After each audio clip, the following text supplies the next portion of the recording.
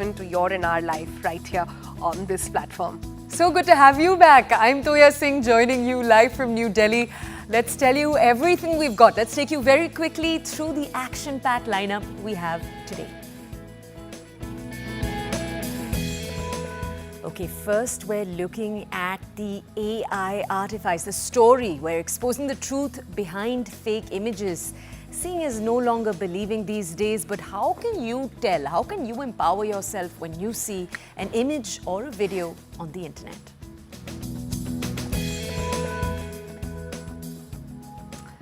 Breaking barriers, shattering stereotypes, Bihar welcomes its first transgender sub-inspector. This is literally pride in the force. And we're bringing you a review of the Bajaj Freedom, the CNG version, as it's taking on the commuter market. The big question, obviously, is it the future of fuel-efficient commuter bikes? Overdrive's going to be bringing you, as it does, the final verdict. And yes, the Ambani wedding fever is not over just yet. From Neeta Ambani's personalized ghagra to Kim Kardashian's Gaurav Gupta couture, we bring you the top highlights. And the Paris Olympics, we keep bringing you all of the updates. We're going to have you meet on the show Nishant Dev. He's India's boxing hope at the Paris Olympics, and he's aiming to strike gold. How is he planning to do that? Can he bring India's first men's boxing gold back home? That's going to be the big question.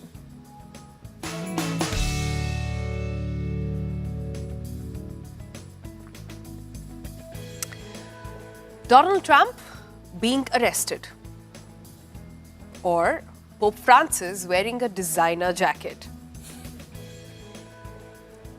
or even better, Virat Kohli endorsing a betting app.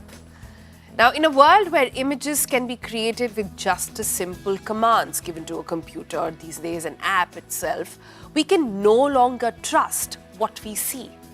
Right, you're just scrolling through your social media feed. Suddenly you're faced with a stunning image that makes you stop and stare. But is that picture or that video too good to be true? From deepfakes to AI-generated art, the technology is advancing at a lightning speed. And it's not just celebrities. Take a look at this image. For instance, an image showing women dressed in military uniform is being shared widely. The image depicts the Indian Army and women soldiers eating food on the road while on duty under the hot sun in Rajasthan. Right, this image has been talked about in detail. It's important to tell you, our viewers, that it's entirely AI generated, and if you look carefully on your screens, you can tell some of those discrepancies. So for example, the woman on the extreme right had 3 hands. There were 2 hands shown without the body altogether. These are told to us as the ways in which you can tell that something is perhaps an AI image. But that larger question we want to ask our viewers today, how do you always get that right? So how can you spot an AI-generated image? What are the telltale signs over there? Now, it's time to do a fact check and also empower yourself with the information that you need when it comes to AI-generated images. Let's bring in our guests on the program now. We're joined by Ankush Sabharwal, founder of Bharat's GPT. And some time from now, we'll be joined by Prashant Sharma as well, who's a certified ethical anchor. Ankush, to you first. Good morning. Thanks so much for joining us. Now, we just showed our viewers a few examples of what images and AI-generated images can do to you. It can make you feel like the Pope walks around in Dolce Gabbana, and that Donald Trump has been arrested indeed. All of this is obviously untrue, but the fact really lies in identifying them. Do you have some tricks up your sleeve on how one can spot an AI image and tell that, listen, this is not true? Hey, hi, good morning, everyone. Thanks for having me here. I think, as you rightly mentioned, there was some discrepancy. I think what we have to do is zoom as much as possible and see those discrepancies. And sometimes the discrepancy could not be as we have seen 3 hands, but it can be very, very subtle. I think it can be very uneven, odd lighting shade on the photo. It can be the color, texture. It can be very odd. It can be very high definition or low definition. Or if you see the outline of any object or any image. If you zoom, you will see it is not natural. Sometimes, if you see if there are clots and if you see the wrinkles would be so detailed, we would be able to make out it's not natural. There are various things. I think human judgment would be able to identify, hey, this is not real. But of course, there are tools. If you go Google to detect AI images or not. Tool does probably 80-90% of the job again. All the tools are not right, and even any tool is not right all the time. I tried myself. I've given the actual image. It still said it's AI image. I've given AI image. It said it's not. It's real image. So tool also does mistake, but I think human judgment, whatever we call it as subconscious mind or gut or intuition, we are very, very good in identifying those visual discrepancies at times. So we have to go with the gut. But I think above all of that, we need to really see what's the source, who actually. We are watching CNN, right? There are hundreds and thousands and millions of YouTube channels, right? There's a source from where any content is coming, whatever we buy, whatever we consume. So source is very, very important. I think because viewers have to Absolutely. see whether the What the source source is. is a Just tell us, Ankush, let me just tell our audiences, Ankit Sharma is also with us. He's a certified ethical hacker at Cybel. So we'll ask him this next question. Sometimes with, Ankit, just tell us, sometimes with tracking the source, it gets difficult. So much of the time, for example, with X or Twitter, you'll see a video maybe posted by someone, but that doesn't mean that that video was first posted by them. You know, the video itself could have been posted 3,000 times. You can even go on, let me tell our audiences, you can take a screenshot, you can try to go on Google reverse images or something that tracks back the source. But oftentimes even that fails. So how do you suggest our audiences actually go about trying to verify something if they want to go the technical route? But definitely, it's very difficult. It's very, very difficult. And there are specialist companies who are actually doing these things, right? So, as a normal user, it's very difficult to do. Okay. And another difficult part of this is because now all the Meta products, they have a strict anti-scraping policies, right? So you can't scrape the data from Facebook, just like that the mask scraping. You can't do the mask scraping from X or Twitter now, right? The only way to identify those things, to some extent, you can use the technology, but most of the times you need a team of some certified guys in these products to actually identify the issues, and they can do the identification of the perpetrators, right? Technology sometimes fail. They can link to a certain extent, but the point here is, because you can't extract the whole data from the Twitter, like through a bot, you need some kind of a manual presence or a manual approach to do all these things over there. So not everything is automated, right? Some extent of it, you need a manual way as well. But yeah, for the audience, right, whatever information, whatever news, anything that you are seeing, if you want to believe on those things, make sure that these are from the legit sources and you have heard about those sources earlier or before, right? Otherwise, a lot of these issues are happening globally, I would say. Right. Yeah. Right. Yeah. And I think trust, that is going to become the fulcrum and the starting point of all of data sharing moving forward. And I think that's what we need to focus more and more on. Ankush, if I can get back to you, the thing with AI generated images that people say is that if it's too good to be true, know that it cannot be. It probably is. And know that it is being generated by AI. But what's happening in these days is that more and more AI images look real, and the real images are being filtered to perfection. In a situation like this, is it too much to put the onus on the end user, on the consumer to identify what is real or not? Shouldn't the responsibility lie on platforms to sort of filter it out as well? Absolutely, absolutely. So I think all aspects, the consumer side, I think it's easy because it's we which are going to be victim. We must first probably follow all the checks possible. And of course, the technologists, right? If I wear the technologist hat, we need to ensure, see, there is something called C2PA, C2PA protocol, which ensures any image has the meta facts like who has taken the photo, when the photo was taken, and in which device it was taken.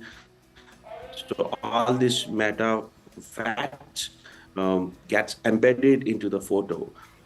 I think, and unfortunately, most of the social media and messaging platforms, they remove this information. Sometimes if you take photo from your mobile handset and go to info, you would see all these facts, right? Who has created when, and multiple metadata about that image. I think these technologies must not remove this information. And in fact, for ChatGPT-4, whatever image comes from ChatGPT-4, this metadata is there along with the photo, not with Llama, not with the AI which comes with WhatsApp yet, right? So this metadata must not be removed. And on the policy makers, yes, I think there should be law. As we know, in UK, this deepfaking, this impersonation is illegal. Yes, it is probably illegal to some extent in India and US only when it is about misusing or harming someone. So the law should be more Yeah, stringent, under the new law. and the technology also should ensure that metadata is given along with the image so that it's easy for users to identify.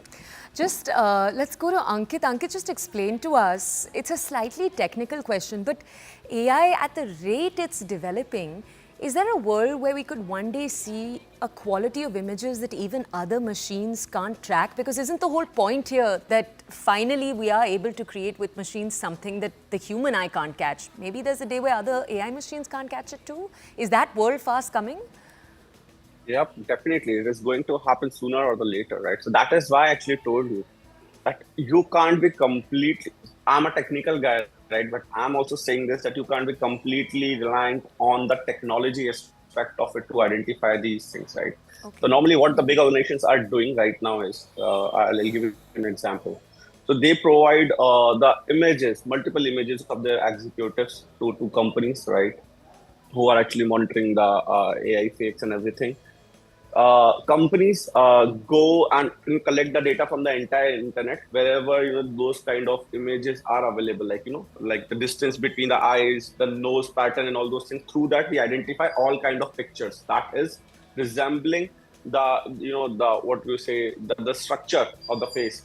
Collect those things, pass it on to the customer that hey, these are the things which are actually available. Now the onus is on you to identify which could be fake and which could be real, right? Because you never know. Right now, the biggest problem is that the communication team of the companies, they themselves are using AI for their executives, right? Because now it's a meme culture. They also want to come into the market to look a bit funky and everything. They are also using the AI generated images for some kind of a promotion campaigns and things like that. But those are for the legit business purpose, right? If you go by that logic, that whatever is not a real image, looks like an AI image, take it down. Those kind of legit communications from the companies, from their communication team, their CSR teams will also get taken down. So a lot of things needs to be done, but what I'm seeing is there is going to be a lot of human involvement in this, right?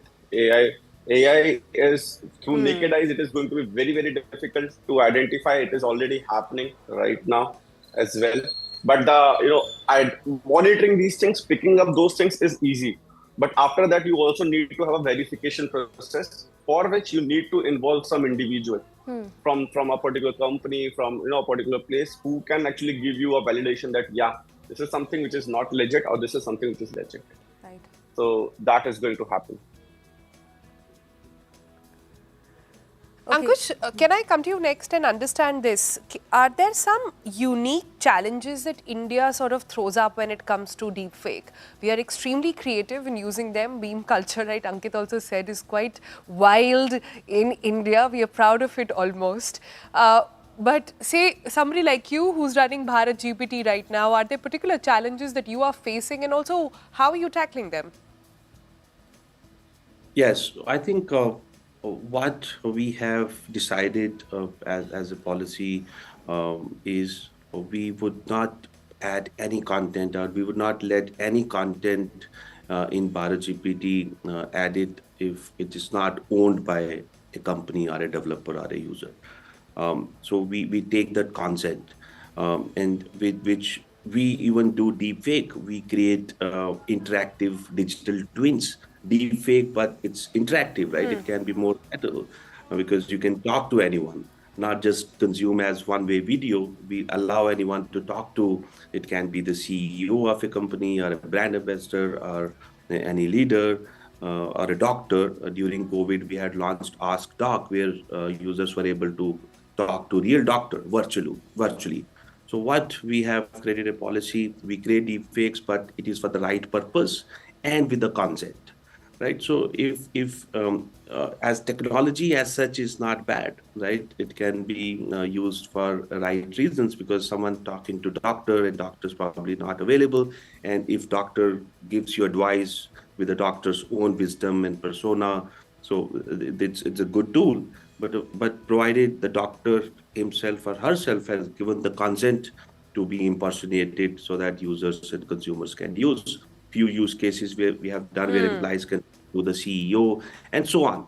So yeah, so I think consent, source, and the right purpose is important, and users should also be aware and check who has created this and the source is there or not. I think every photo now should have the kind of source.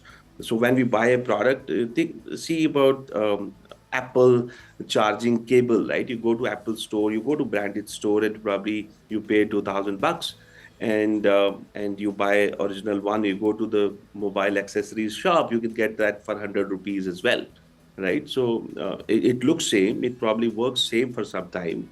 But why do we go to Apple store, certified store, and buy it, right? The source is very, very important, and that should be even for digital content. Okay, let's just summarize this, Ankit. In terms of takeaways for our audiences, the question we entered with is, how can you arm yourself to spot AI-generated images? We started by saying that look at those images carefully, right? So look, for example, for an extra limb, something that's inaccurate.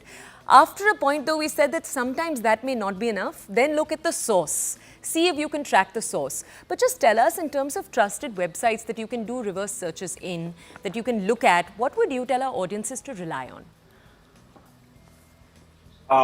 I would,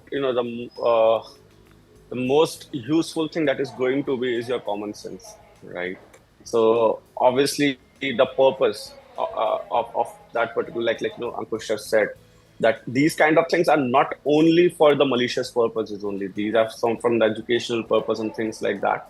So you need to understand that, if an image is coming, what kind of a purpose is there, right? So that is there. Uh, and the most important thing is sources is definitely most important thing, right? From which particular source you are actually, because if you just rely on comparing the images, I'm 100% sure it's going to be very difficult in the near future, right? Because it is going to be almost same. Onus is on the platforms, onus is on the companies. Like, a lot of companies nowadays, they are taking the onus that if there's any video of their employees or their executives are coming up, they are actually going to take it down from the internet. So they are doing it. Everybody is doing it from their part, right? But for the normal users, I would say that just don't go by the image that you are seeing on the platform. You also understand what is the purpose, what is the reason of having this kind of a thing. Use your common sense and believe in the legit source only, on the legit source, because there are a lot of sources which are using these things to, and we have seen a lot of cases of communal rights and all those things because of using these kind of images. So the most important tool and I'm sure, I can list down some tools. Nobody's going to remember, nobody's going to cross-check and all those things. It is not going to happen, right? So the most common tool, the most important tool is your common sense. So that is what, you should believe in. And yeah, that's what I can suggest you. Yeah. All right, Ankit and Ankush, thanks so much for joining us with that, talking about the right source. Remember what happened with that picture of Kate Middleton? She put out a picture and it was a very trusted media organization which said that they will not put it out because it looks fake. So there are enough and more instances doing the rounds of what can really happen, but the bottom line here really is not to trust everything that you see and ensure that if it's looking too good to be true, it probably is. Just remember that. It feels like we're telling slowly people not to trust anything, which is a scary question. Coming up after the break, let's shift focus. Bihar is welcoming its first transgender sub-inspector, and we're actually going to have her on the show to tell us a little bit more about her journey, her story, how she's combated all the difficulties, the hardships. This is your Tuesday Inspiration.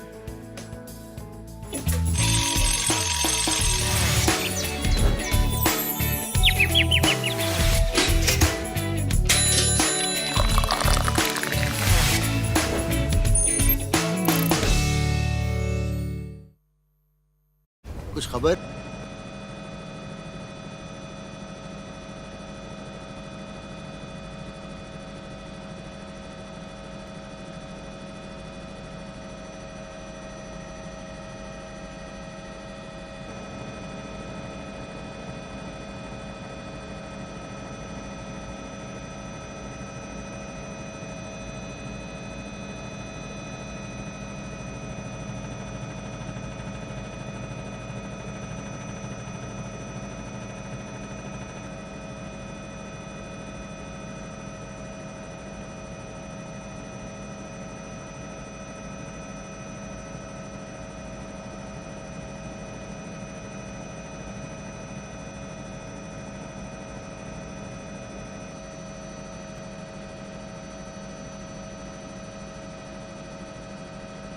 And you know, that's a little bit old, that chart. That chart's a couple of months old. And if you want to really see something that said, take a look at what happened.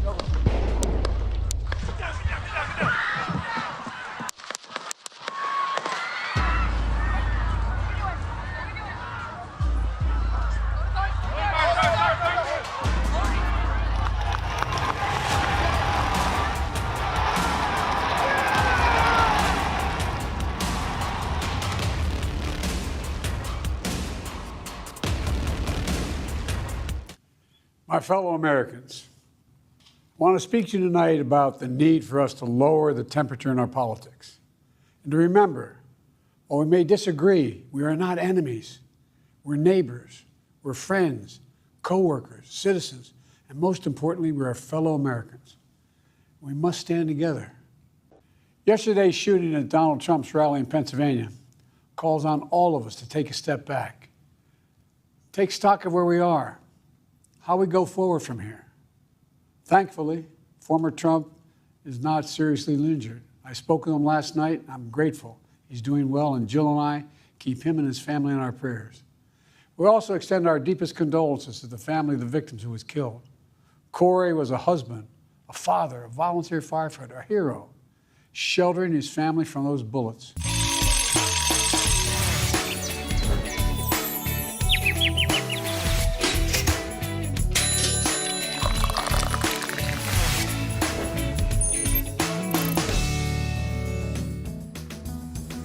Welcome back. It's time now to take you through news from India and across the globe. Let's start with what's happening in the world of AI again. The first ever Miss AI has been crowned. Kenza Lely, a Moroccan AI lifestyle influencer, aims to bring diversity and inclusivity to the AI landscape with strong social media presence. Lely represents the innovative potential of AI in the influencer world. And the revered Ratna Bhandar treasury of the Lord Jagannath Temple in Puri, Odisha has been unlocked after 46 years. So the treasury itself is home to precious gold and diamond jewelry. It's offered to Lord Jagannath. A team of 11 decided by the state government actually will enter the treasury. They'll carry the inventory out for some valuable time in the future.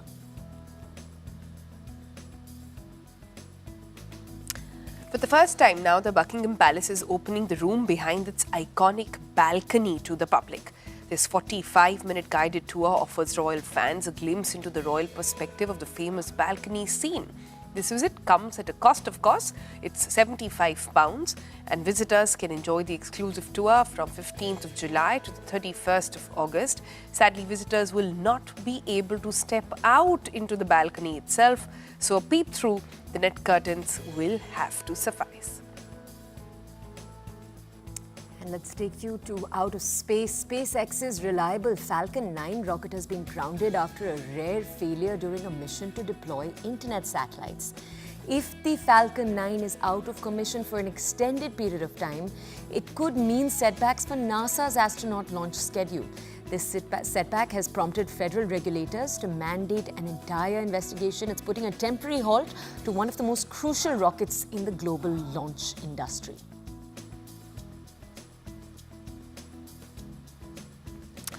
A new study reveals that rechargeable lithium-ion batteries, crucial for our modern electronics and electric vehicles, might be contributing to forever chemicals contamination in land and waterways. These batteries could be a significant source of pollution through their life cycle, and the discovery of these harmful substances in the environment raises serious concerns about increasing reliance on electric technology.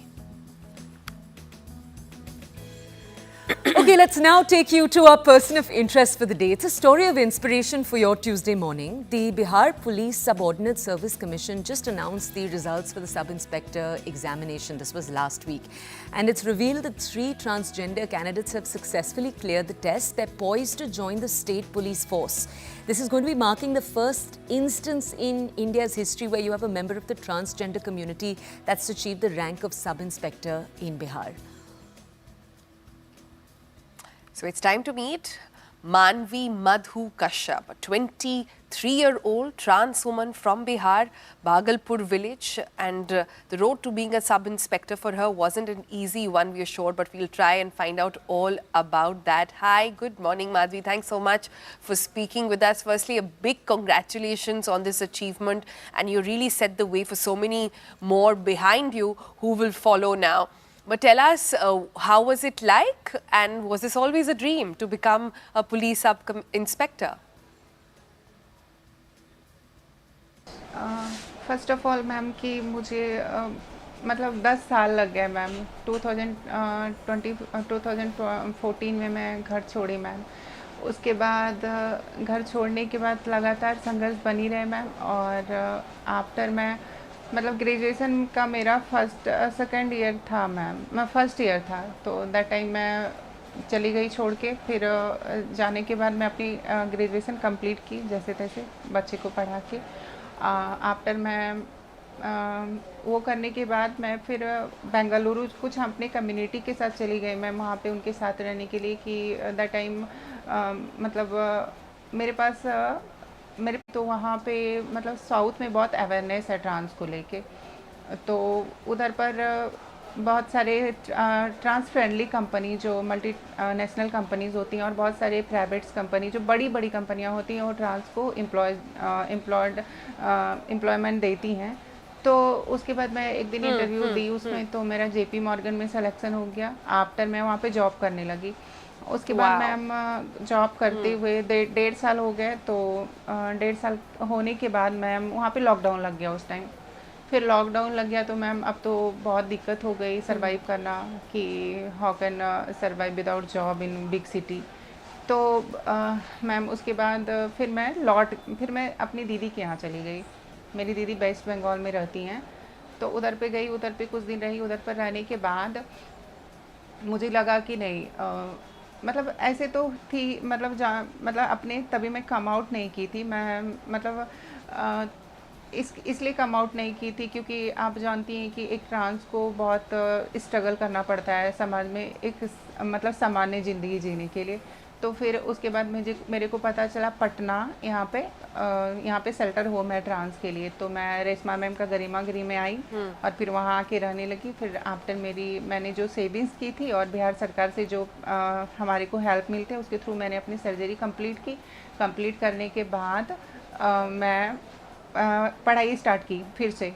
After मतलब जब आई थी तो तभी से पढ़ाई start करी थी, लेकिन बीच में ब्रेक करना पड़ा इसलिए क्योंकि मेरी सर्जरीज आ गई। तो फिर मैं कंप्लीट करके फिर से पढ़ाई करना स्टार्ट करी और फिर मेरा 6 महीने मतलब 7 महीने हुए थे सर्जरी का, तो फिर मेरा मतलब प्रोविज़न डिपार्टमेंट में सिलेक्शन हो गया था। तो मेरी ब्लीडिंग बहुत ज़्यादा होने के कारण मेरी मैम रनिंग नहीं हो पाई, तो मैं डिस्क्वालीफाई हो गई, तो मेरा सिलेक्शन नहीं हुआ दैट टाइम। तो फिर मैं अभी फिर से मेरी स्टार्ट की और सर के यहाँ पे मतलब मैं हॉस्टल मतलब लीव कर गई वहाँ पे, क्योंकि मैं हॉस्टल इसलिए छोड़ दी मैम क्योंकि मैं हॉस्टल वहाँ पे थोड़े बहुत ज़्यादा बच्चे थे, तो उसे मुझे एक शांत जगह चाहिए था तैयारी करने के लिए, क्योंकि मेरा माइंड को कांस्टेंट मतलब फोकस करना था अपनी स्टडी पे। तो फिर मैं यहाँ पे कंटिन्यू सर के यहाँ पे तैयारी की, सर के यहाँ पे करने के बाद फिर मैं ये फर्स्ट मेरा अटैम्प्ट था BRSI में, दैट्स वाई मैं क्रैक कर पाई मैं। अनु जी, अपनी पूरी जर्नी बताने के लिए धन्यवाद। हम अपने दर्शक को बता दें, द विजुअल्स वी वो प्लेइंग राइट नाउ वो आपके टीचर के थे, गुरु रहमान के थे। आपके उनके साथ क्लासरूम के अंदर थे।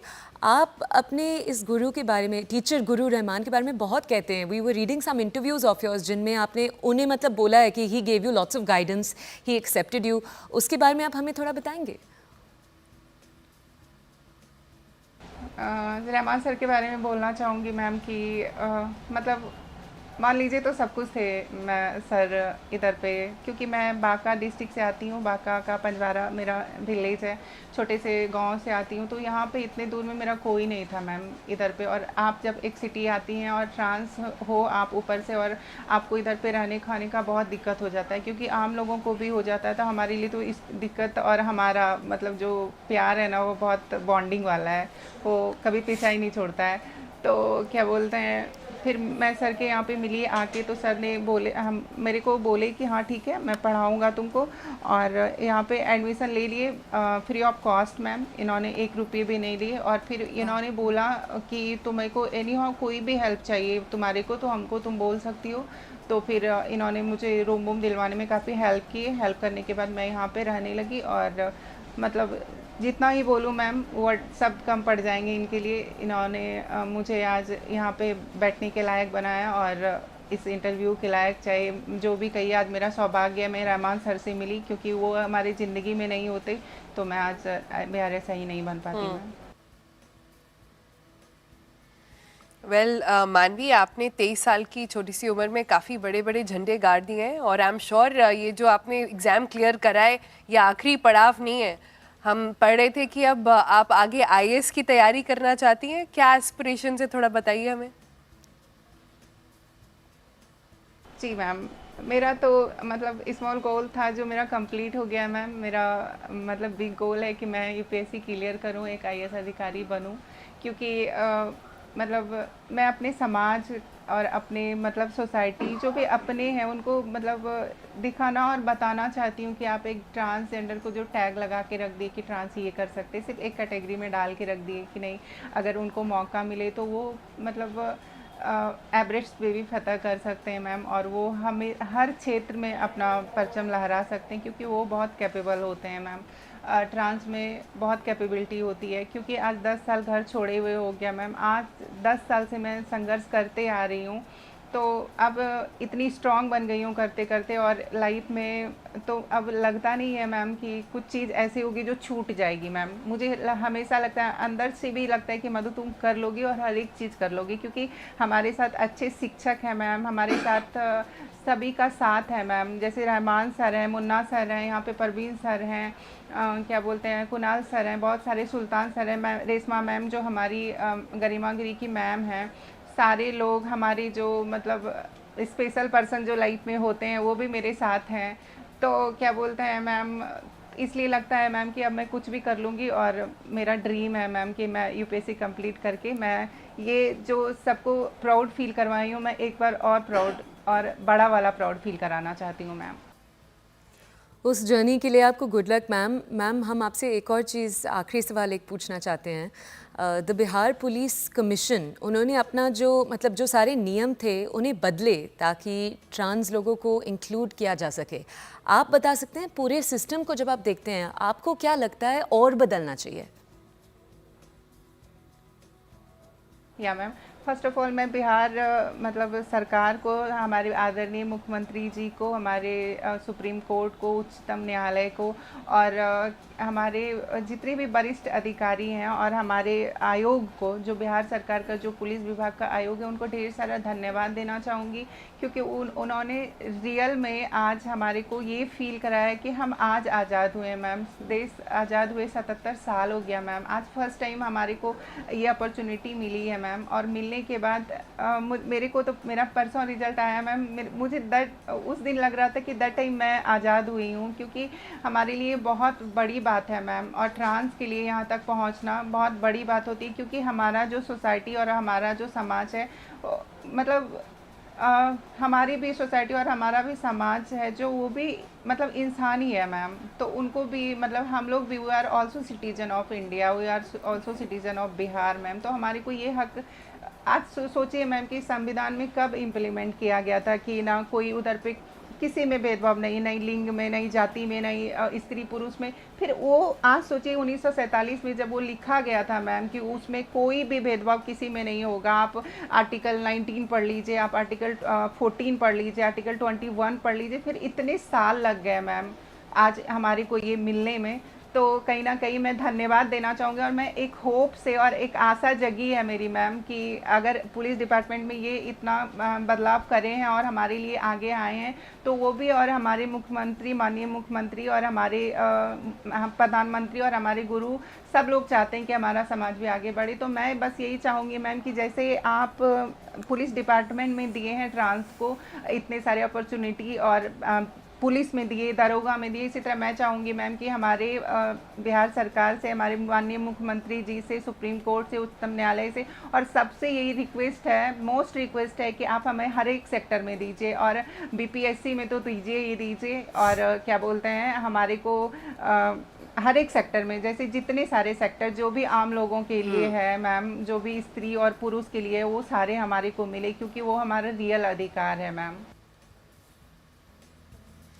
Well, Manvi, congratulations. आपकी सारी aspirations के लिए आपको बहुत बहुत good luck. But what a time to be a trans in the country when they are qualifying for judges, for actors, for police forces, for, you name it really. So it is an actual moment of pride.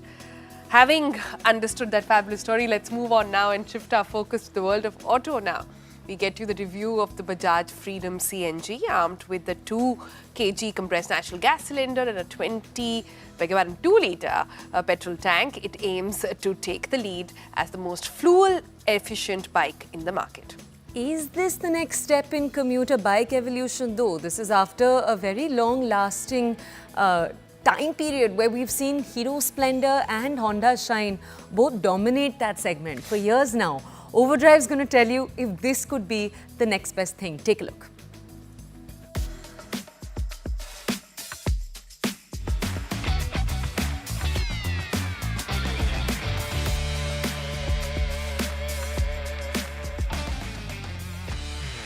Yes, ladies and gentlemen, this is the new Bajaj Freedom, the motorcycle that's created quite a buzz online of late, and of course it is creating quite a stir in the 125cc commuter motorcycle space, primarily because this is the world's first motorcycle that actually runs on compressed natural gas.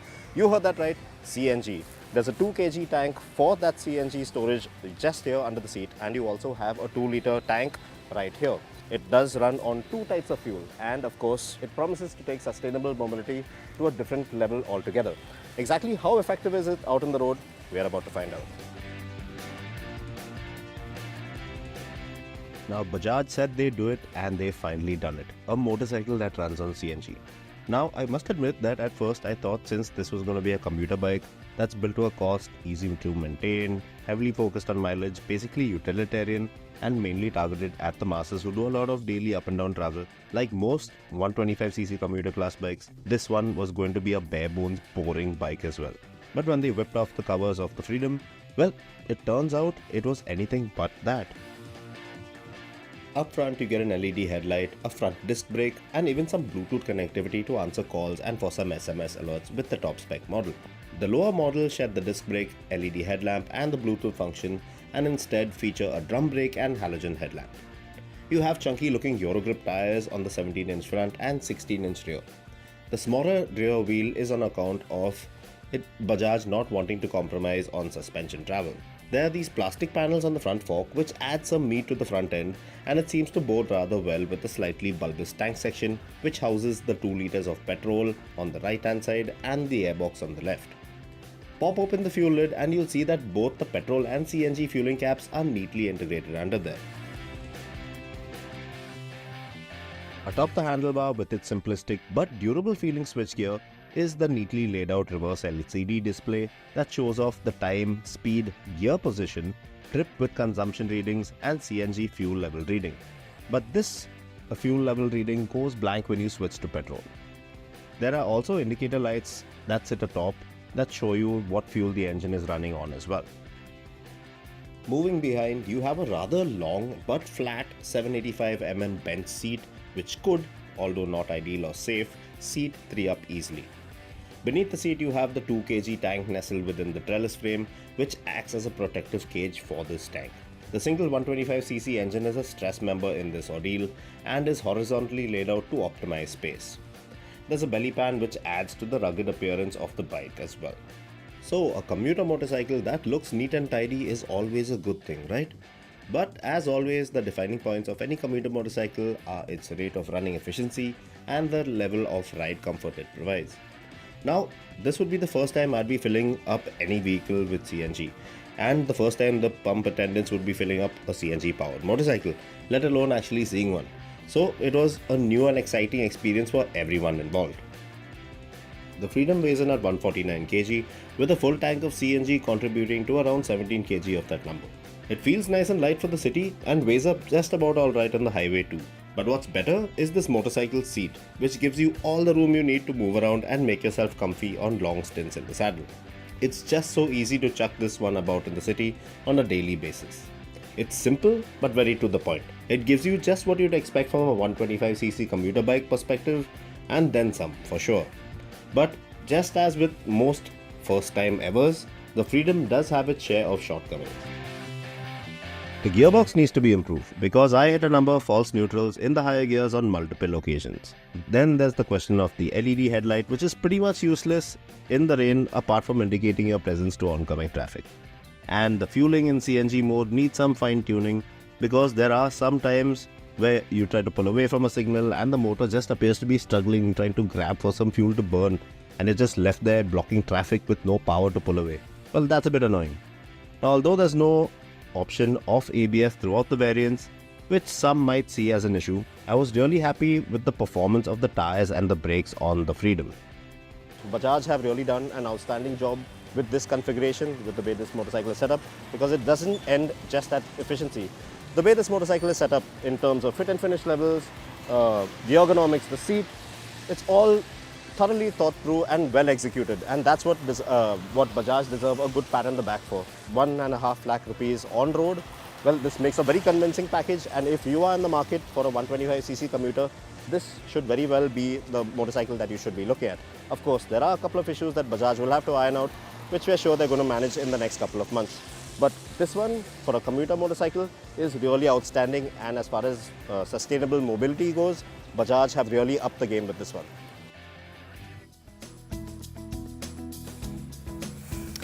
All right, moving on now. The wedding of the year, in fact, this one will be a tough one to match for several years, is over, but social is still gushing over some of the best looks from the wedding. Now, there's enough debate online about which is the favorite look. Of course, if you have one, you can write into us and we'll do a quick poll on that. Yeah, you had some really fun posts. Law Roach, the well-loved designer, actually said, if you aren't going to call me to such a great wedding, don't bother calling me at all. But there was also Kim Kardashian, and everyone's been excited to see what she in a lehenga or a sari would actually look like. And we finally did get to see the Kardashian Indian fashion choices. Were they what you expected? Were you expecting something else? I was personally hoping she'd go for some heavy Sabyasachi embroidery, but we did get to see in a dazzling ensemble from Gaurav Gupta. Take a look at this breakdown.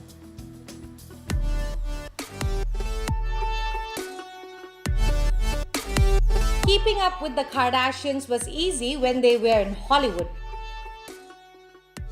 But we've been finding it exasperatingly hard to keep up with Queen Kim while she's in India. Kim, known for all things flamboyant, picked many iconic looks for Anant Ambani and Radhika Merchant's wedding festivities, but we're most interested in this Gaurav Gupta couture look.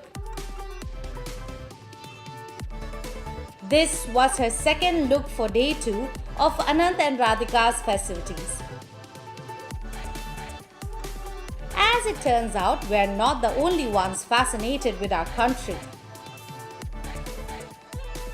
Kim turned into a modern-day Princess Jasmine in a Gaurav Gupta couture ensemble with a 3-piece look featuring a structured bralette blouse, a skirt and a matching veil.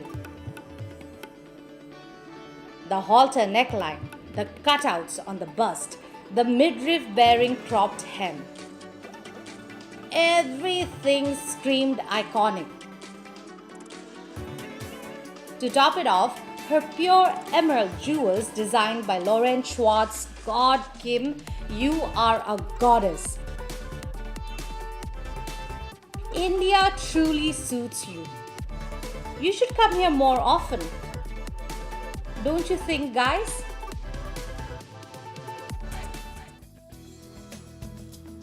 Okay, let's now take you to a very, very important story. The Paris Olympics are just a few days away, and on The Breakfast Club, we're going to keep bringing you a complete breakdown of everything you need to know about India's entire effort. Last week, we actually brought you might remember, the team's sleep coach, Dr. Monica. She ensures that the players actually get the optimum amount of sleep so they can do the optimum performance on track the next day. Today on the show, we're going to hear from Nishant Dev, a boxer from Haryana, who's very, very eager to turn around India's medal tally. That's right. So no Indian male boxer so far has been able to better Virendra Singh's, Beijing bronze. Remember back in 2008, and Nishant, who has been training in Germany, is aiming for that gold. He is in the 71 kg division, and it's sometimes called the toughest division in the men's boxing as well. Our colleague Shivani brings you this conversation.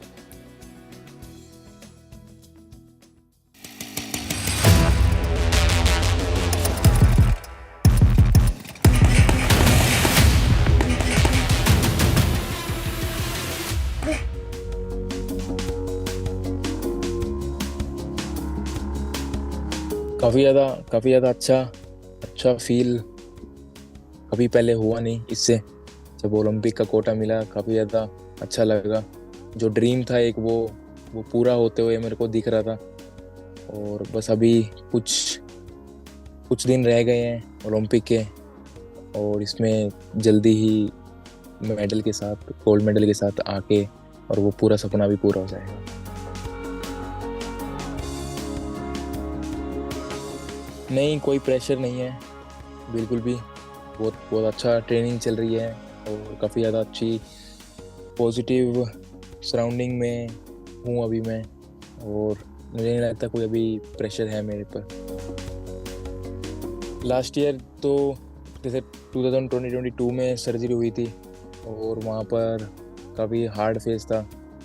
Commonwealth game से पहले injury हो गई थी, और फिर surgery करवाना पड़ा, और फिर रिहैब काफ़ी 8-9 महीने रिहैब चला।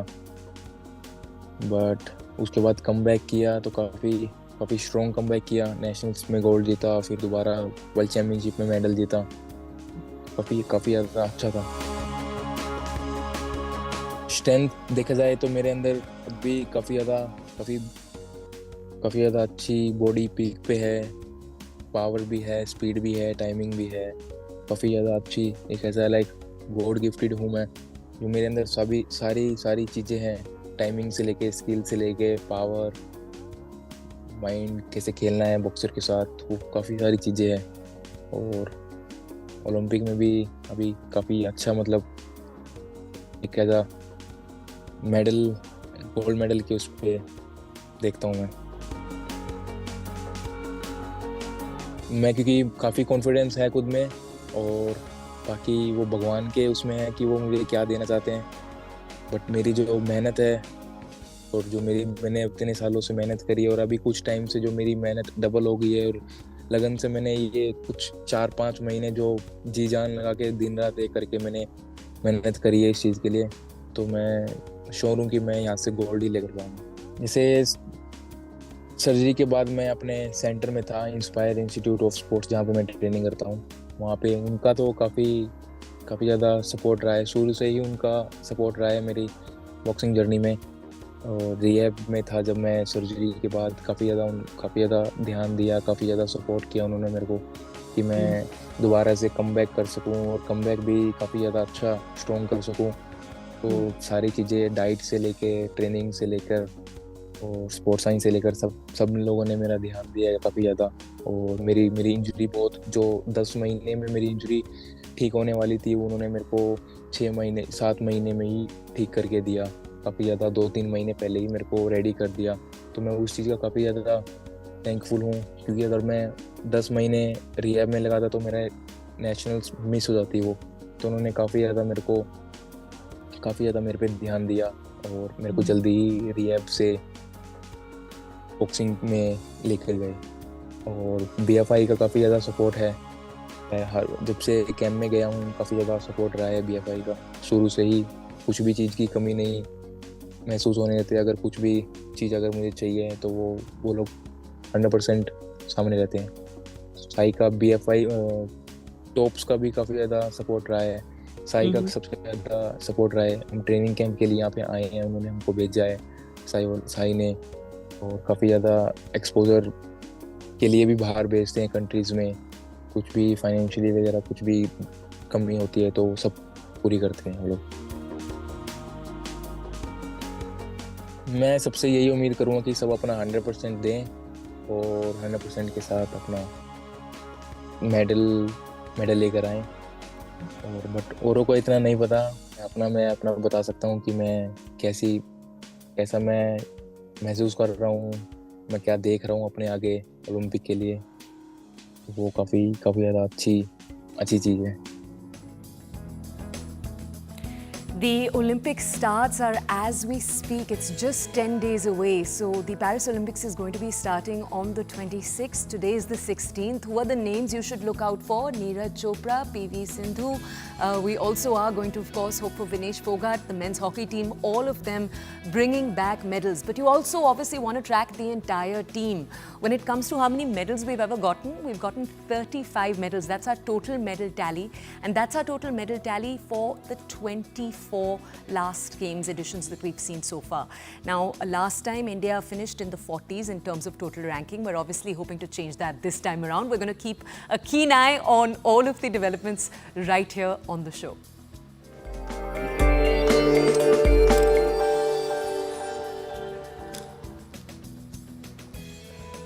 All right, next we bring you a special section on financial markets powered by Money Control Pro, Money Control's premium destination for investing and business insights.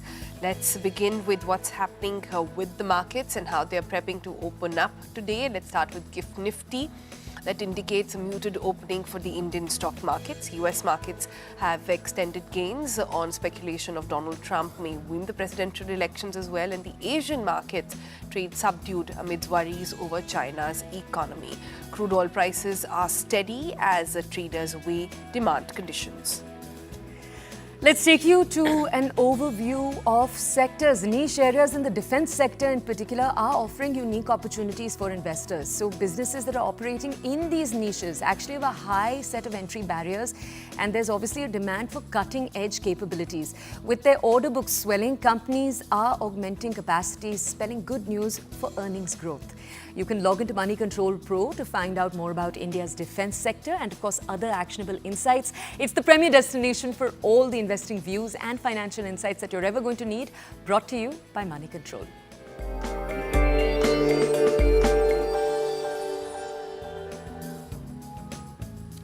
All right, with that, it's all we could pack in today's edition. We'll see you again tomorrow. Until then, keep sending us your feedback and stay well. Bye-bye. Goodbye.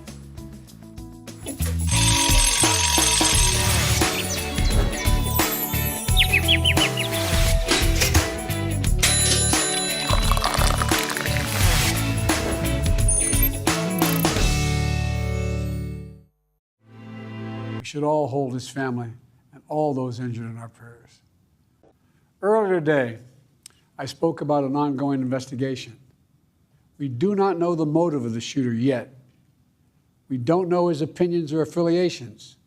We don't know whether he had help or support or if he communicated with anyone else.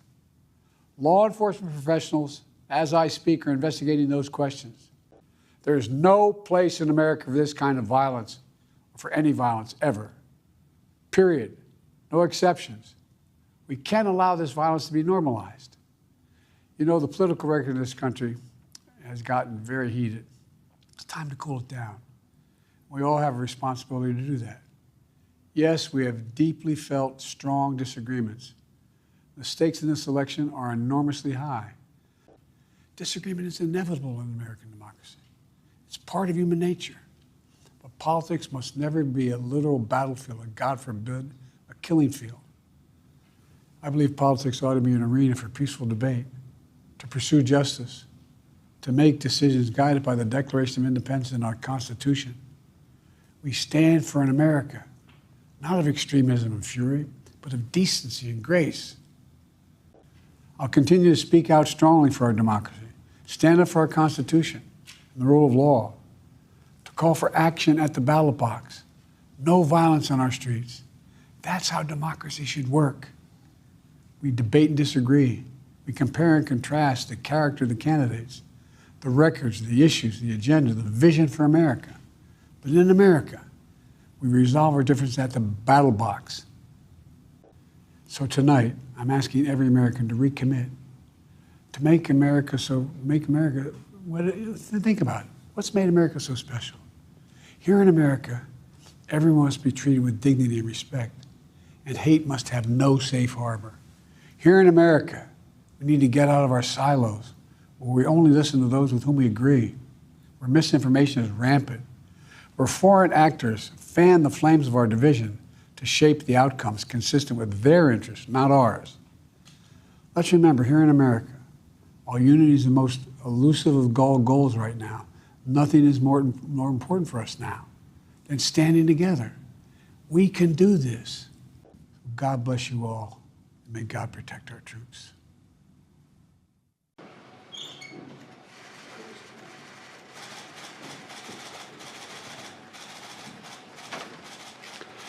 Good afternoon.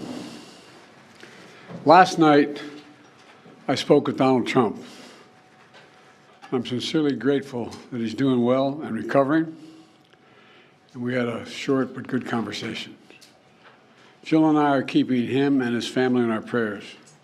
We also extend our deepest condolences to the family of the victim who was killed.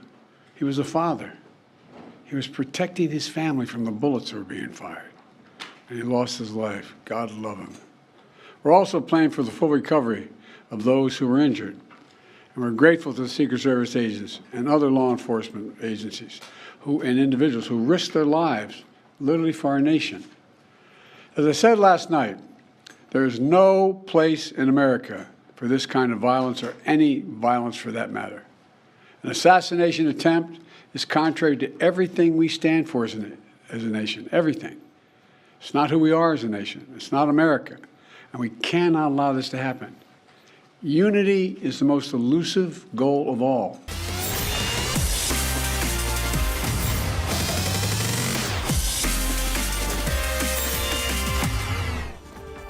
Good morning and a warm welcome. You're watching CNN News 18 with me, Griha.